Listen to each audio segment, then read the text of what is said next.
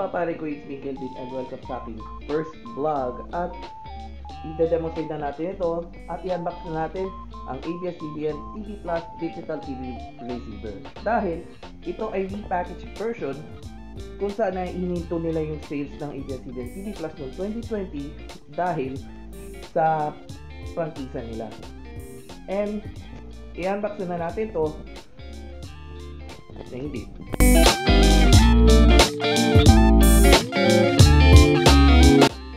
Para sa channel na to, huwag niyo po kalimutan mag-subscribe sa aking channel at i-hit ang notification bell para sa mga latest episodes. At huwag niyo po kalimutan i-like ang video. Tara, arat na, unbox na natin. So, ito na nga po yung ABS-CBN TV Plus Digital TV Receiver. So, for only just 799 pesos, pero mas pinababa na dahil 780 na ngayon na mabibili sa All Home Appliance Store dun sa Star Mall. And sa Shaw Boulevard ako bumili dahil walang ABS-CBN TV Plus sa ilan sa mga lugar. Pero meron din naman sa Blade at saka mabibili din online.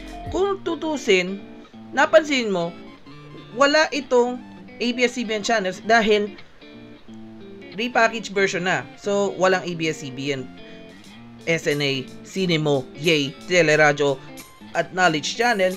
Ito ay tinanggal na dahil syempre nawala sila ng prangkisa. However, ang mga kapamilya shows ay mapapanood nyo na sa A to Z at TV5. So, kumpara na natin dito sa unang version nito. So, in fact, ito yung unang version nito, yung dati. And ito yung bago. So, sa dati, meron ditong ABS-CBN channels at yung sa bago naman ay wala. So, doon tayo sa ibang site. So, eto na. So, ang mga features, meron din itong EWBS, Broadcast Markup Language at HDMI. So, iba, may mga ibang version ng TV Plus na meron HDMI, yung iba naman ay wala. Kasi tinanggal nila, kasi karamihan nito ay puro CRT TV. At yung features, tinanggal na nila ang EWBS at ang BML. O yung lalabas, biglang lumabas yun sa screen ang mga information. Data casting ang tawag dyan. So, sa likod naman, so, magkaiba ang packaging din sa likod. So, meron dito yung channel lineup at yung no monthly piece na echos. So, ito, kung gano'ng kalabo noon, gano'ng kalinaw ngayon. So, walang ABS-CBN channels dun sa bagong packaging. Kumpara mo dyan, at meron din kasamang mga descriptions. So, mas malinaw sa digital TV receiver na ito ang anumang channel sa lugar kung saan may digital signal. Channel lineup may vary. So, depende yan sa lugar. Kung ikaw ay nakatira sa Cebu, ibang channel lineup din. So, depende din kung ilang channel na na-scan mo. So, in fact, mas gusto ko ngayon. And then also sa kabila, wala yung bago. At ito naman yung dati na meron ditong may customer service text na 23661. Uy. Take note muna, sa ABS-CBN TV Plus Digital TV Receiver, wala itong instruction manual at o kaya quick start guide. So, plug and play lang yan. Okay, at saka i-scan na lang. Simple. At ito na nga.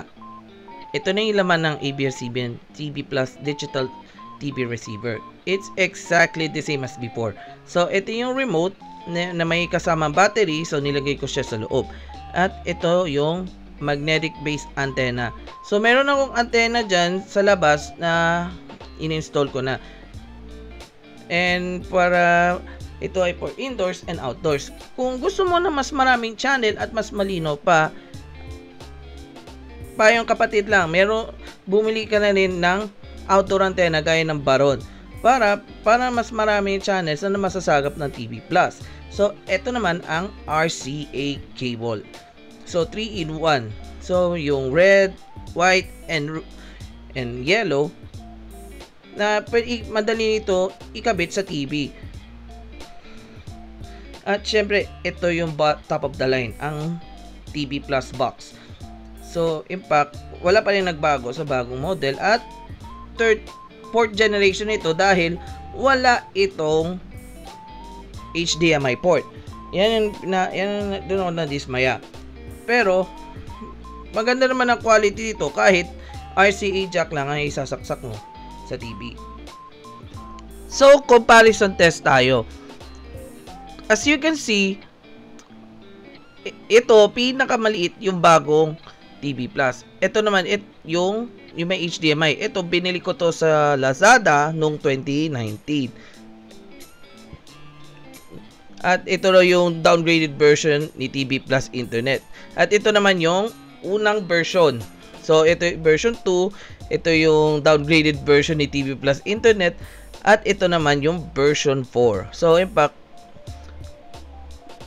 sakto yung lapad. Pero yung haba nito. Yung button naman ay 5 button.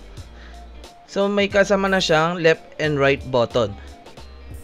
Kumpara mo dito sa unang version at yung 4th generation. So, pareho silang 3 buttons na up, down, and power button. So, magkatulad din yung button nun. Unlike dun sa TV Plus Internet na downgraded version. Kung meron kang LED TV na walang tatlong ports na to sa likod, or meron ding earphone jack na may AV, use this. Itong adapter na to. So, fast forward muna tayo dahil nakabit ko na yung TV Plus sa TV and wala itong boot up screen. So, unahin natin pili mo yung location. So, pinili ko yung Caloocan kasi sa Caloocan ako nakatira. So, kailangan ng EWBS. At isave mo. At simulan na natin ito na pag-scan gamit ang scan button, yung green na button. So, may nakalabas sa screen na would you like to scan now? Pindutin mo lang yes. In fact, sobrang bilis at very accurate yung pag-scan ng TV Plus digital TV receiver kumpara dun sa dalawang version. Yung unang version is parehas din naman dun sa version 4. At yung HDMI version naman o yung downgraded version ng TV Plus Internet is may pagkabagalan ng konti. Pero nasasagap din. And then kailangan na natin i-fast forward dahil sa sobrang katagalan nito mula channel 14 hanggang channel 51. Ayan yung allocation frequency ng digital terrestrial television using ISDPT.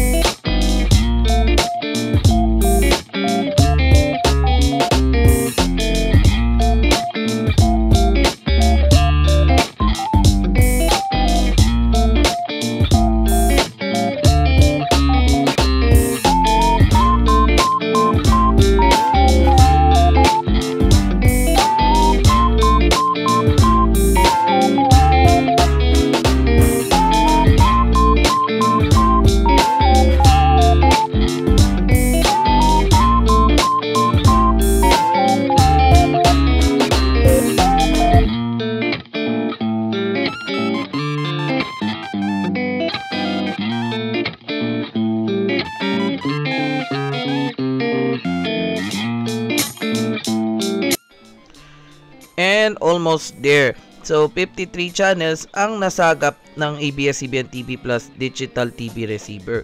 So search completed na. So pindutin mo na yung OK o EDSET.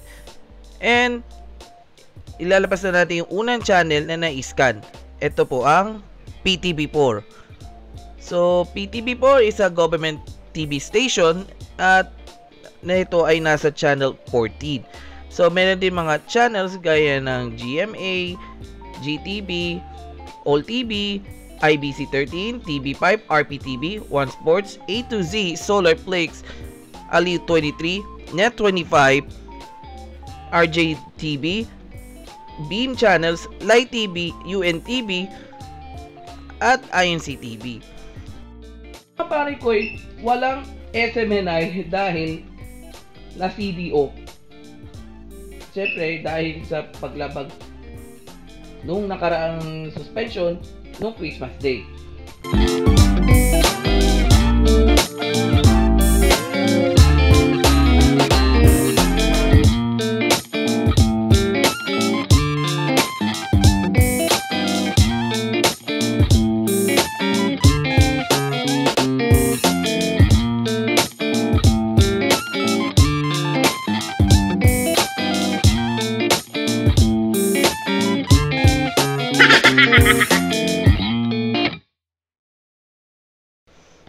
Experience wise, sobrang linaw ang mga channels na nasagap ng ABS-CBN TV Plus. Same as GMA for the box at yung Smart TV na may digital tuner.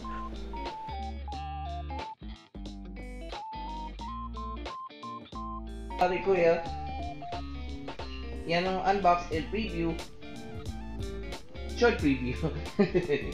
So, yan po ang first vlog. Maraming salamat po sa panonood and huwag niyo po kalimutan i-like ang video at mag-subscribe sa aking channel. Adios!